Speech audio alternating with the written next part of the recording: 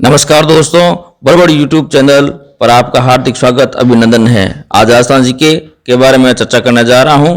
देखिए दोस्तों, राजस्थान जीके में गुलाबी गणगौर के बारे में बात करने जा रहा हूं। गुलाबी गणगौर राजस्थान के नाथद्वारा जिले में चैत्र शुक्ल पक्षमी को मनाई जाती है। गुलाबी गणगौर राजस्थान के नाथद्वारा में चैत्र शुक्ल पंचमी को मनाई जाती है।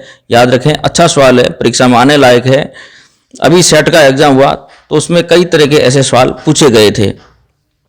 आगे मैं बात करूं राजस्थान हाईकोर्ट के बारे में दोस्तों, तो राजस्थान हाईकोर्ट की स्थापना के बारे में बात करने जा रहा हूं। राजस्थान हाईकोर्ट की मुख्य पीठ की जो स्थापना है 29 अगस्त 1949 को की गई थी जोधपुर जिले में, और इसकी एक खंडपीठ जयपुर में स्थित है दोस्तों, इतना आप ध्यान रखें। आगे मैं बात करूं राजस्थान कैल्साइट के बारे में दोस्तों, तो राजस्थान में कैल्साइट खनिज है, मुख्य रूप से जयपुर, झुंझुनू, उदयपुर, पाली, सिरोही और सीकर में पाया जाता है। अच्छा सवाल है दोस्तों, ये बहुत अच्छा सवाल है। कैल्साइट के बारे में पूछा जाता है, कैल्साइट जिले पूछे जाते हैं तो जयपुर, झुंझुनू, उदयपुर, पाली, सिरोही, सीकर ध्यान में रखें। आगे मैं पंसारियों की हवेली के बारे में बात करूं दोस्तों, तो पंसारियों की हवेली सीकर में स्थित है। बहुत अच्छा सवाल है, पंसारियों की हवेली सीकर में स्थित है। बहुत अच्छा, गुड क्वेश्चन है सर दोस्तों, ध्यान रखें। आगे मैं बात करूं दोस्तों स्वामी दयानंद सरस्वती के बारे में। अक्सर इनका एक सवाल राजस्थान जीके में पूछा जाता है। दयानंद सरस्वती द्वारा 1883 ईस्वी में परोपकारिणी सभा की स्थापना उदयपुर में की गई है। कई बार ये परीक्षा में पूछा गया सवाल है, राजस्थान जीके में पूछा गया सवाल है, बहुत बार पूछा गया सवाल है, बहुत अच्छा क्वेश्चन है। दयानंद सरस्वती द्वारा 1883 ईस्वी में परोपकारिणी सभा की स्थापना उदयपुर जिले में की गई। बहुत अच्छा सवाल है, याद रखें दोस्तों। आगे सरिस्का अभयारण्य के बारे में बात करूं मैं, तो सरिस्का अभयारण्य को राजस्थान का नंदन कानन भी कहा जाता है। बहुत अच्छा क्वेश्चन है। जो सरिस्का का अभयारण्य है उसको राजस्थान का नंदन कानन भी कहा जाता है। अच्छा क्वेश्चन है। आगे लोमड़ियों और भेड़ियों के बारे में बात करूं मैं, तो लोमड़ियों और वह भेड़ियों की प्रजनन स्थली के नाम से विख्यात है। लोमड़ियों एवं भेड़ियों की प्रजनन स्थली से विख्यात है। कुंभलगढ़ का जो अभयारण्य है राजसमंद जिले में, वो प्रसिद्ध है। लोमड़ी और भेड़ी की प्रजनन स्थली के नाम से विख्यात जाना जाता है कुंभलगढ़ का अभयारण्य, जो राजसमंद जिले में स्थित है, राजस्थान के राजसमंद में है। याद रखें, परीक्षा में आने लायक है। आगे अजारा की ओवरी के बारे में बात करूं, तो अजारा की ओवरी है वो देवगढ़ चित्र शैली में बना हुआ है। अजारा की ओवरी का जो चित्र है देवगढ़ शैली में देखने को मिलता है। अच्छा क्वेश्चन है, ये भी कई बार परीक्षा में आया हुआ सवाल है। आगे बात करूं दोस्तों, राजस्थान के किस जिले को ग्रेनाइट सिटी कहा जाता है। राजस्थान के किस जिले को ग्रेनाइट सिटी कहा जाता है? जालोर को। जालोर को ग्रेनाइट सिटी कहा जाता है क्योंकि जालोर में कई तरह का, कई किस्म का ग्रेनाइट मिलता है। गुलाबी ग्रेनाइट भी जालोर में मिलता है दोस्तों, ध्यान में रखें। आगे मैं बात करूं दोस्तों मां सतियों के बारे में। अभी ये परीक्षा में आया हुआ सवाल है, सेट के परीक्षा में आया था, स्नातक लेवल का जो सीईटी हुआ था उसमें ये सवाल आया था। बहुत अच्छा प्रश्न है। उदयपुर के आहड़ में राणा अमर सिंह जी की प्रथम छतरी बनी है, जिसके बाद यह जगह आहड़ सिसोदिया वंश के शासकों की शाही शमशान घाट कहलाए। इसको मां सतिया भी कहते हैं। यह सवाल अभी 2023 में जो हुआ था, अभी जनवरी में हुआ था, सीईटी सेट स्नातक स्तर का, उसमें यह एग्जाम में पूछा गया सवाल मां सतियों के बारे में। तो ये मां सतिया उदयपुर आहड़ है, राणा अमर सिंह जी की प्रथम छतरी बनी, जिसके बाद यह जगह आहड़ सिसोदिया वंश के शासकों शाही शमशान घाट कहलाया। इसे मां सतियों की छतरियां भी कहते हैं। देखिए दोस्तों, चैत्र शुक्ल दशमी को राजस्थान में चित्तौड़गढ़ के बड़ी सादड़ी कस्बे में राम रावण मेले का आयोजन होता है। बहुत अच्छा है। राम रावण मेले का आयोजन कहाँ होता है? तो बड़ी सादड़ी में होता है। बड़ी सादड़ी कहाँ है? चित्तौड़गढ़ जिले में दोस्तों, ध्यान रखें। और यह मेला कब भरा जाता है? चैत्र शुक्ल दशमी को भरा जाता है, ध्यान में रखें। बीहड़ भूमि के बारे में बात करूं, राजस्थान में सर्वाधिक बीहड़ चंबल नदी के क्षेत्र में है और तथा बीहड़ों की रानी करौली को कहा जाता है। अब परीक्षा में ऐसे पूछ लिया जाए बीहड़ों की रानी किसको कहा जाता है, तो करौली करना है दोस्तों, चित्तौड़गढ़ नहीं करना है, ठीक है ना। ऐसा नहीं चित्तौड़गढ़ कर दो। बीहड़ों की रानी करौली को कहा जाता है। सर्वाधिक बीहड़ चंबल नदी में है, चंबल नदी के क्षेत्र में है, जबकि सर्वाधिक बीहड़ भूमि धौलपुर में है। सर्वाधिक बीहड़ भूमि है वो धौलपुर में है। बीहड़ को डाकू प्रदेश भी कहा जाता है, इसको भी आप ध्यान में रखें। तीर्थों का मामा, तीर्थों का भांजा किसको कहा गया है? मंचकुट धाम धौलपुर को कहा गया है। और तीर्थों का मामा कहा गया है पुष्कर को।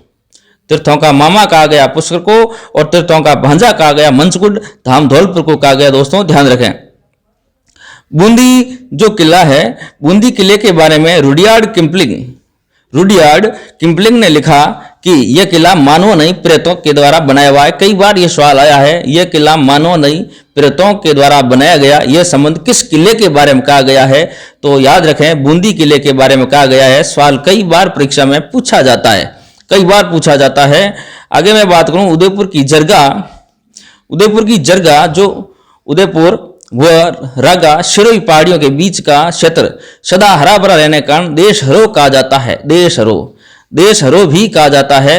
अब परीक्षा में यह सवाल कई बार पूछा गया है, देशहरो किसे कहा गया है? तो कौन सा क्षेत्र है? तो उदयपुर में जरगा उदयपुर व रागा शिरोई के बीच की जो पहाड़ियां हैं, हरा भरा क्षेत्र है, उसको देशहरो कहा जाता है। कई बार पूछा गया सवाल है। राजस्थान की जो दुग्ध डेयरी है पद्मा, उसके बारे में बात करूं। राजस्थान की पहली दुग्ध डेयरी पद्मा डेयरी है, जिसे अजमेर में स्थापित की गई है। तो जालोर के रानीवाड़ा राजस्थान की सबसे बड़ी दूध डेयरी भी स्थित है। अब 2 प्रश्न इसमें है। राजस्थान की पहली दुग्ध डेयरी पद्मा है, वो अजमेर में स्थित है, और जालोर के रानीवाड़ा में राजस्थान की सबसे बड़ी दूध डेयरी स्थित है। ध्यान रखें। आगे मैं जमीन के जेवर के बारे में बात करूं। जमीन का जेवर किस दुर्ग को कहा गया है? ये कहा गया है दोस्तों, ध्यान रखना, जूनागढ़ बीकानेर को जमीन का जेवर कहा गया है। जूनागढ़ का किला बीकानेर है, उसको जमीन का जेवर कहा गया है।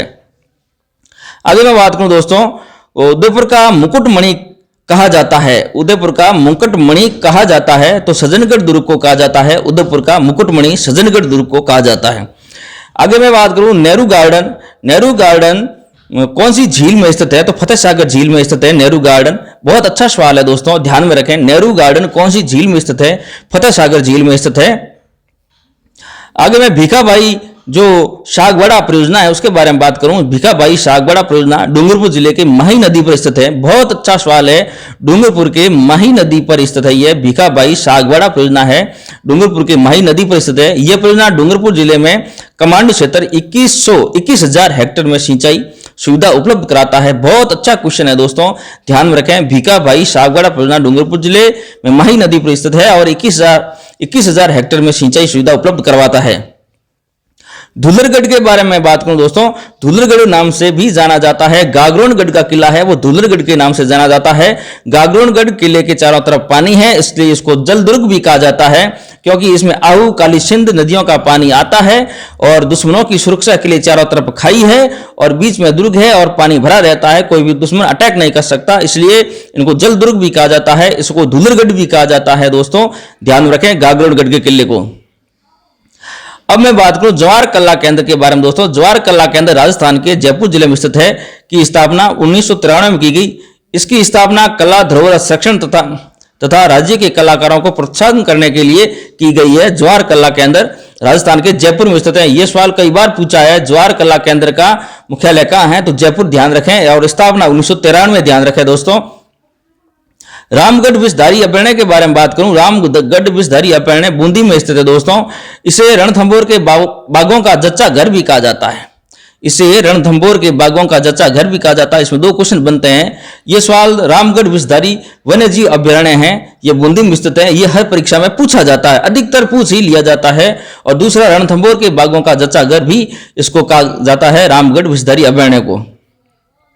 अब मैं बात करूं दोस्तों आगे, देखिए भारत का प्रथम मरु वनस्पतिक उद्यान माचिया सफारी पार्क जो कहां स्थित है? वो जोधपुर में स्थित है दोस्तों। माचिया सफारी पार्क जोधपुर में स्थित है। बहुत अच्छा क्वेश्चन है, याद में रखें, सवाल कई बार परीक्षा में पूछा जाता है। आगे ये गोडावन है दोस्तों, राजस्थान का राज्य पक्षी है गोडावन, है ना। इसको हुकना भी कहते हैं, बहुत सुंदर पक्षी है ना, शर्मिला पक्षी है। और ये अभी रेड डाटा बुक्स के अंदर आ गया है। और राजस्थान में सबसे ज्यादा गोडावन है जैसलमेर में है। और जैसलमेर का ये राज्य, जैसलमेर का जिले का शुभंकर भी है दोस्तों, इनके बारे में ध्यान रखें। और घूमर हमारा राजस्थान का नृत्य है, लोकप्रिय नृत्य है घूमर। देखिए दोस्तों ये घूमर नृत्य है। आगे मैं बात करूं दोस्तों हड़बूजी श्रृंखला के बारे में बात करूं। अभी सीईटी की परीक्षा में पूछा गया, जो जनवरी में आयोजित हुआ 2023 में सीईटी स्नातक लेवल में पूछा गया।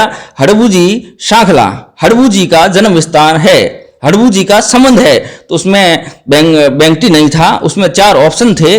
बेंगटी होता तो अधिकतर बेंगटी कर देते, हालांकि बेंगटी उत्तर सही नहीं होता, फिर भी इन्होंने बेंगटी न देकर 4 ऑप्शन दूसरे दे दिए, जिसमें भुंडेल नागौर था। तो भुंडेल नागौर हड़बू जी का जन्म स्थान है दोस्तों, और बेंगटी जो फलोदी में है वहां हड़बू जी की गाड़ी की पूजा होती है।